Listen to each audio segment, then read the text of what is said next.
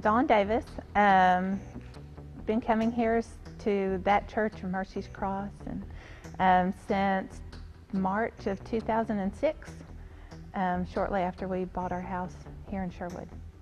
As far as when I knew things went bad or when things went wrong, probably shortly after we adopted our boys. We never really talked about it. We never fought. Nothing was ever said. Everybody thought we had a great marriage. Had no idea that I didn't have a great marriage until he said that he was miserable. So it was kind of a shock. You know, I knew marriage was always an uphill battle. I knew you're always going to have to. It's a job. You've got to work at it. And so to me, to work at it seemed natural. To him, it didn't seem natural. I put eternal faith, unquestioning, everything, not my husband faith, in him instead of in God, which was my downfall. When he told me it was over, it was a Sunday afternoon. By that Thursday, we were at the divorce attorney. He said he didn't want to do counseling. He said it wouldn't help, it wouldn't make a difference. He didn't want to talk to anyone. He didn't want to talk to me. He was done. It was over. And so we got divorced. My name is Russell Martin. My name is Cindy Martin. I spend a lot of my time devoted to Facebook, a whole lot of time. I found an old guy friend that I hadn't talked to in 6 years. And that didn't go over too well. We just kind of started talking, you know, on Facebook, normal thing. Ended up swapping phone numbers, you know, texting, talking on the phone. But I realized in the meantime, I didn't realize that I was putting so much effort towards talking to him and trying to fix his problems and not taking care of my family like I should be. That's as far as it went though, just the text and phone calls. I didn't think it was no biggie. That's where all my insecurities come from, that she was having such a problem with. So I decided one day that I really didn't know if the grass was greener on the other side, and I was like, well, I think I need some time to think. And she actually told me that she thought the grass may be greener on the other side, and I told her if it was, I wanted to go with her and see it. That's when she told me she was thinking about leaving me. My name is Billy Grady. I've been coming to that church for about a year now. And my name is Nicole Grady, and I've been coming here for about a year as well. I struggle with alcohol and drugs and, you know, sexual addiction. It took God bringing me all the way down to figure out that I had the same problems that he had. I was just covering it up better. When we was apart at first, I was partying every night and trying to find a reason for the kids to stay with Billy. I was messing my life up. I mean, it was work and party, and that was all I had time for. I didn't have time for anything else. All the stuff, you know, that she was doing and stuff is the stuff that I myself brought into this marriage and around my kids and all this things like that. And you know, while she was doing her stuff, I was pretty much fed up with. I wanted it to work, but I was just to the point I was like, man, I'm not doing this no more.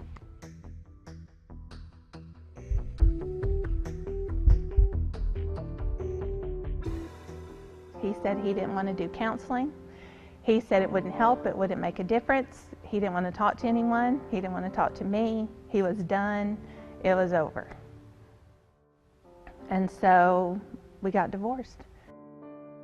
Once I realized in his head he was done, there was no reason for me to contest it. There's no reason for me to fight it. It hurt. I spent a lot of time texting Stacy with daily updates on you're not going to believe what happened now, because it happened really fast. I spent a lot of time in prayer. You know, God, what am I going to do now? I'm a single mom. I've got 2 kids with special needs, 2 kids. God, what are you trying to tell me? God, how are we going to get through this together? You know, screaming, yelling internally, because I never let the boys see that I was upset, because they take all of that on. What I realized is towards the last few months of my marriage that God was talking really loud in my ear. Get more involved in church, do things, pray more, spend time with prayer with your children. Do a lot of the stuff that I was looking to my husband to do as a spiritual leader of the house, and he wasn't doing. So the kids weren't getting that. So when I heard the series and it was, what would you do if you couldn't fail? I thought, you know, I probably would step up into leadership.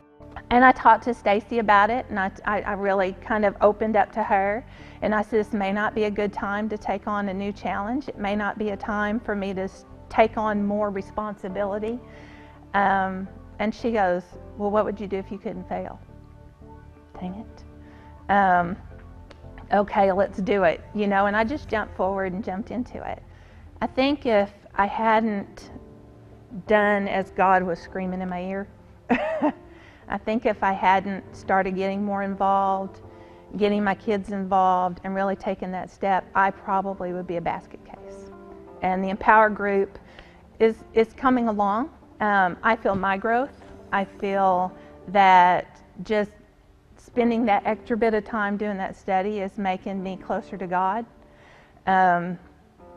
It's making any of the problems, any of the disillusionment that I had with my marriage seem less critical to my daily functioning of life, because God is more critical.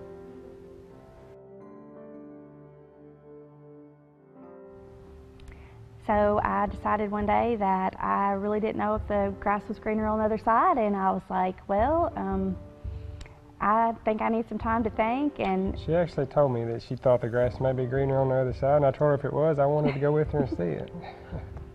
That's when she told me she was thinking about leaving me.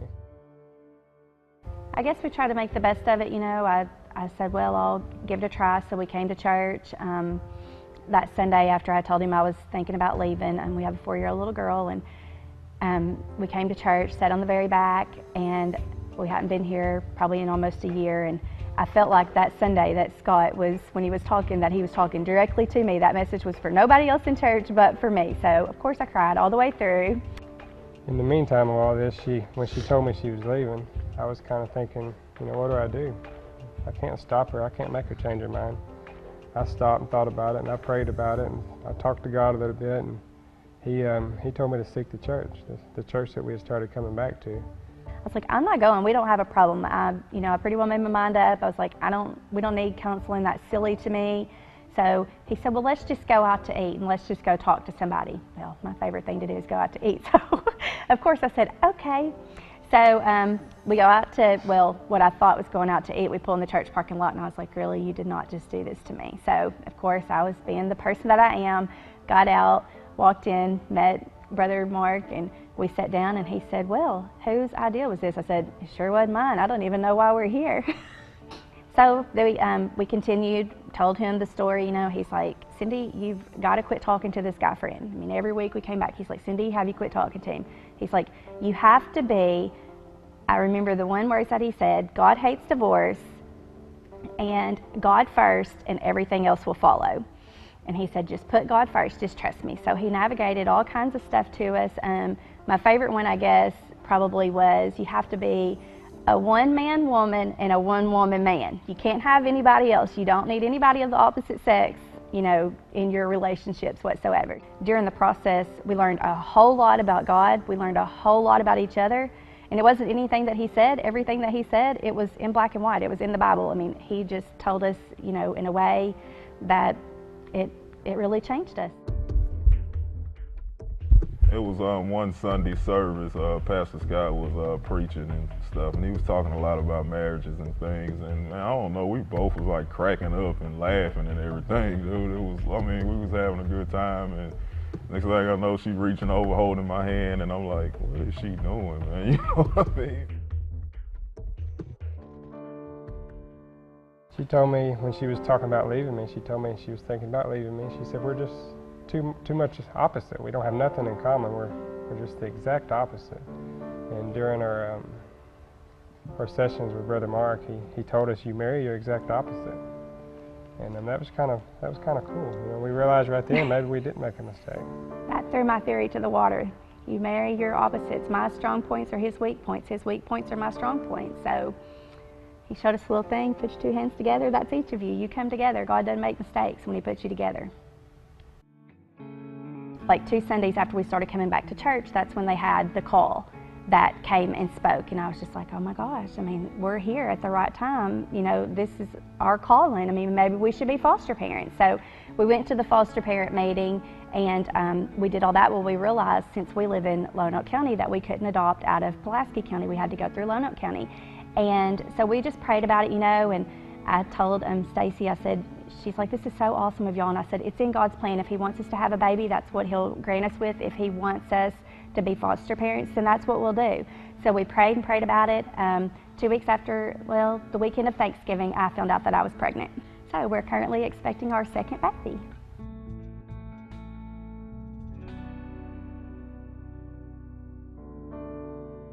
I said I was wanting to get drunk and take pills and sleep my entire, literally, I would sleep all day, I'd sleep all night.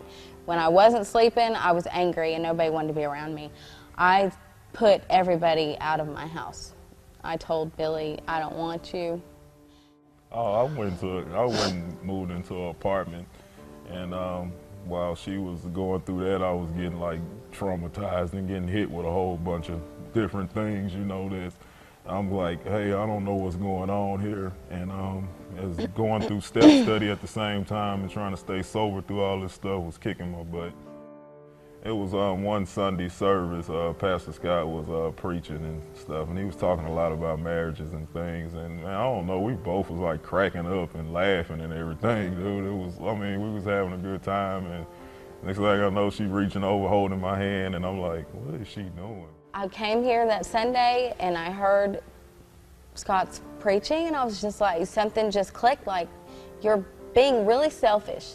You have 3 kids and a husband that you've been with for 7 years. You've got to make this work. If not for you, for your kids. And I mean, I was just, you know, it was like, but it wasn't just like that. It was like I just felt happy again. And he moved back in, and right the next week. Yeah, moved right back in. I spent one night over there, and I never went back to my apartment.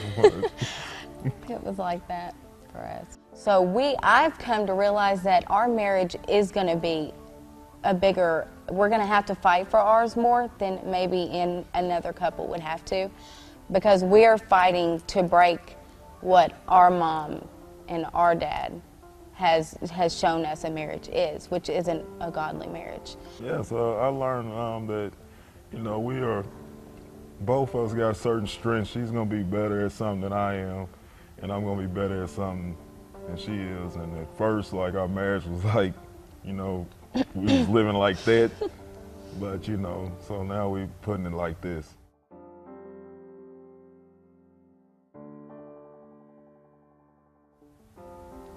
I see us having a great big wedding on our 10-year anniversary.